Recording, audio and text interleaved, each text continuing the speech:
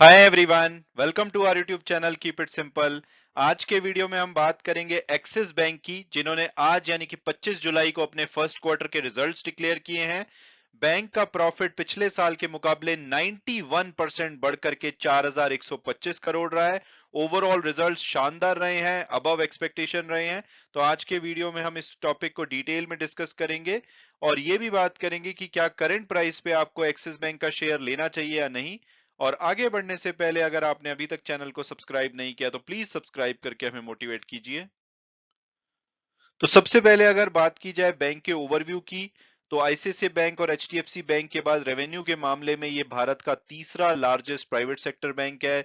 4759 branches, 86,400 से ज्यादा employees. London stock exchange जो जो कि फुटसी कॉन्स्टिट्यूट है, उसका 5th स्ट्रेट ईयर से ये पार्ट है। मार्केट शेयर की अगर बात की जाए तो असेट्स वाइज 5%, डिपॉजिट वाइज 4.7% और एडवांसेस में 5.7% मार्केट शेयर है।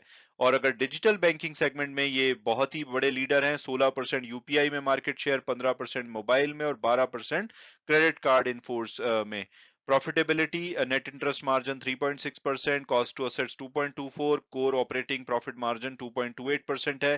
कैपिटल एडिक्वेसी रेशियो स्ट्रांग है, 17.83% की 118 बिलियन के इनके क्यूमुलेटिव प्रोविजन है। 77% प्रोविजन कवरेज रेशो और नेट एनपीए 1% से भी कम, 0.64%, जो कि बहुत ही स्ट्रांग कहे जा सकते हैं। सब्सिडरीज इनकी बहुत ही अच्छा कर रही हैं। तो ओवरऑल बैंक बहुत ही सॉलिड है। और अब अगर बात की जाए बैंक के फर्स्ट क्वार्टर के फाइनेंशियल्स की, तो बैंक का जो प्रॉफिट है पिछले साल के मुकाबले 91% बढ़ के 4125 करोड़ रहा है। और अनालिस्ट ने एक्सपेक्ट किया था ऑन एन एवरेज 3598 करोड़, यानी कि 3600 करोड़ के बजाय इनका प्रॉफिट 4125 करोड़ रहा है। तो जबरदस्त इनका प्रॉफिट रहा है। और अगर हाईएस्ट एस्टीमेट भी बताया जाए तो शेर खान ने 3987 करोड़ लगाए थे। और उसके बाद इक्वेरस सिक्योरिटीज जो है, उन्होंने 3922 करोड़ के एस्टीमेट लगाए थे। तो इनके जो प्रॉफिट है, हर एस्टीमेट को इन्होंने बीट किया है। नेट इंटरेस्ट इनकम इनकी 21% बढ़ के 9384 करोड़ रही है। एनपीए भी इंप्रूव हुए हैं, 2.76%, पिछले साल 3.85% थे और पिछले क्वार्टर में भी 2.82% थे, तो वहां से इंप्रूव हुए हैं। और इन्होंने 9.9 लाख क्रेडिट कार्ड इशू किए हैं जून क्वार्टर में। डिपॉजिट्स इनके 14% बढ़े हैं, लोन्स 14% बढ़े हैं। कोर ऑपरेटिंग प्रॉफिट 17% बढ़ा है, प्रॉफिट आफ्टर टैक्स 91%। तो बहुत ही अच्छी परफॉर्मेंस दी है बैंक ने। इसके अलावा अगर इनके रेवेन्यू, एक्सपेंसेस, प्रॉफिट वगैरह की जर्नी देखी जाए तो ऑपरेटिंग रेवेन्यू 11% बढ़ा है।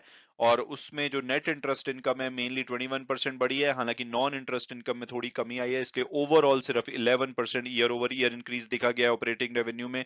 एक्सपेंसेस 2.24% बढ़े हैं और उसमें स्टाफ कॉस्ट डेफिनेटली वहां पे भी थोड़ी सी बढ़ोतरी देखी गई है। और जो दूसरे नॉन स्टाफ कॉस्ट है, टेक्नोलॉजी एक्सपेंसेस और अदर ऑपरेटिंग एक्सपेंसेस, तो वहां पे भी वृद्धि देखी गई है, जो कि सभी बैंकों के साथ हो रहा है। तो ये एक कॉमन फैक्टर है। कोर ऑपरेटिंग प्रॉफिट इनका ईयर ओवर ईयर 17% बढ़ा है, पिछले क्वार्टर के मुकाबले 5% बढ़ा है। और अगर प्रॉफिट आफ्टर टैक्स की बात की जाए तो 91%, हालांकि मार्च क्वार्टर और जून क्वार्टर को कंपेयर करेंगे तो प्रॉफिट ऑलमोस्ट सेम रहा है। और अगर बैंक के डिपॉजिट और एडवांसेस की बात की जाए तो बहुत ही हेल्दी परफॉर्मेंस रही है। सभी प्रकार के डिपॉजिट, चाहे वो सेविंग अकाउंट हो, करंट अकाउंट हो, रिटेल टर्म डिपॉजिट हो, नॉन रिटेल टर्म डिपॉजिट हो, सभी में वृद्धि देखी गई है। ओवरऑल 14% डिपॉजिट बढ़े हैं। कॉस्ट ऑफ डिपॉजिट जो कि पिछले साल इस टाइम पे 3.78% थी, वहां से घट गई है 3.69%। हालांकि पिछले क्वार्टर से बढ़ी है क्योंकि इंटरेस्ट रेट लगातार बढ़ रहे हैं। और अगर लोन की बात की जाए तो रिटेल लोन्स 25% बढ़े हैं, एसएमई लोन 27% बढ़े हैं, कॉर्पोरेट लोन 5% की कमी देखी गई है। ओवरऑल 14% इनका पोर्टफोलियो बढ़ा है। और अब अगर लोन की क्वालिटीज की बात की जाए तो 79% जो इनकी रिटेल लोन बुक है वो सिक्योर्ड है, जैसे कि उसमें home loan, loan against property, auto loans वगैरह आपको दिखेंगे।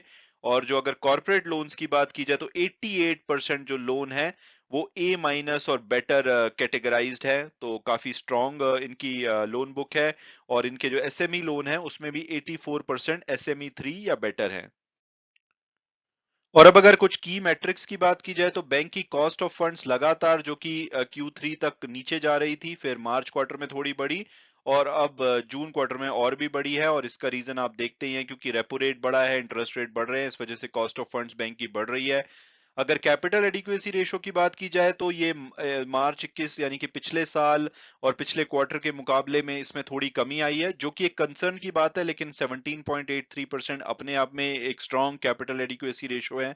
और अगर इनके असेट क्वालिटी की बात की जाए तो ग्रॉस जो नॉन परफॉर्मिंग असेट है वो 2.76% है, पिछले साल 3.85% थी, पिछले क्वार्टर में 2.82%, तो वहां से इनकी असेट क्वालिटी इंप्रूव हुई है। और नेट एनपीए भी जो कि पिछले साल 1.2% थे घट करके 0.64% हो गए हैं, जो कि पिछले क्वार्टर में भी 0.73%, तो लगातार हम देख रहे हैं कि इनकी असेट क्वालिटी इंप्रूव हो रही है। और अब अगर इनकी कुछ सब्सिडरी की बात की जाए तो एक्सिस म्यूचुअल फंड, जिसमें कि इनका 75% स्टेक है, बहुत ही सॉलिड कंपनी है। Axis capital, axis finance, NBFC है, एक्सिस सिक्योरिटी इनकी ब्रोकरेज फर्म है, एक्सिस ट्रस्टी ये बहुत सारे ट्रस्टी का काम करते हैं। फिनटेक में फ्री चार्ज इनका है 100%। ट्रेड्स जो कि रिसीवेबल डिस्काउंटिंग का प्लेटफॉर्म है, उसमें 16.7% की इनकी हिस्सेदारी है। मैक्स लाइफ इंश्योरेंस में इनकी लगभग 13% की हिस्सेदारी है, को प्रमोटर है। और इन सभी सब्सिडरी का जो कंबाइंड पैट है, प्रॉफिट आफ्टर टैक्स, वो एनुअलाइज्ड बेसिस पे 1082 करोड़ रहा है, जो कि पिछले साल 1195 करोड़ था, लेकिन इससे पहले अगर आप देखेंगे तो काफी कम रहता था। तो सॉलिड यहाँ पे परफॉर्मेंस है, 51% कंपाउंडेड एनुअल ग्रोथ रेट रही है। और अगर इनकी शेयर होल्डिंग की बात की जाए तो इनके जो प्रमोटर हैं वो LIC हैं, लगभग 8% के आसपास की हिस्सेदारी है। फिर यूटीआई के पास 1.52%, और इसके अलावा सबसे ज्यादा शेयर इनका फॉरेन इंस्टीट्यूशनल इन्वेस्टर के पास है, लगभग 46%, इंडियन इंस्टीट्यूट्स के पास 31%। और 22 जुलाई के मार्केट कैपिटलाइजेशन के हिसाब से इनका मार्केट कैपिटलाइजेशन 2,24,000 करोड़ के आसपास है।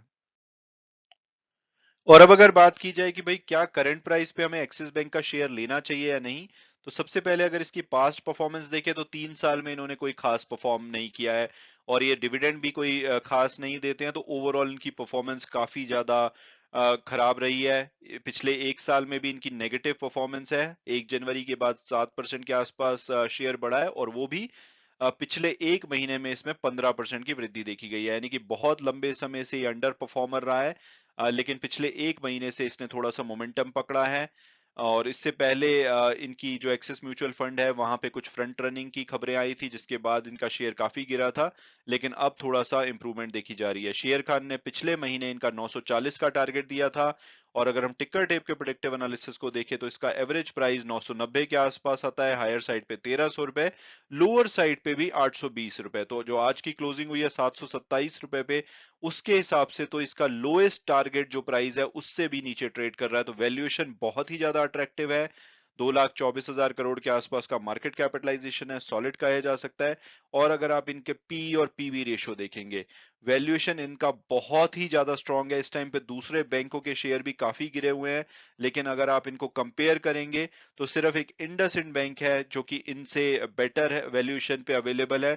बट अदरवाइज एक्सिस बैंक का वैल्यूएशन बहुत ही अट्रैक्टिव है, रिटर्न ऑन इक्विटी लगभग 12% की, कैपिटल एडिक्वेसी रेशो जो कि अब थोड़ी कम हो गई है, पिछले क्वार्टर तक 18.54% थी।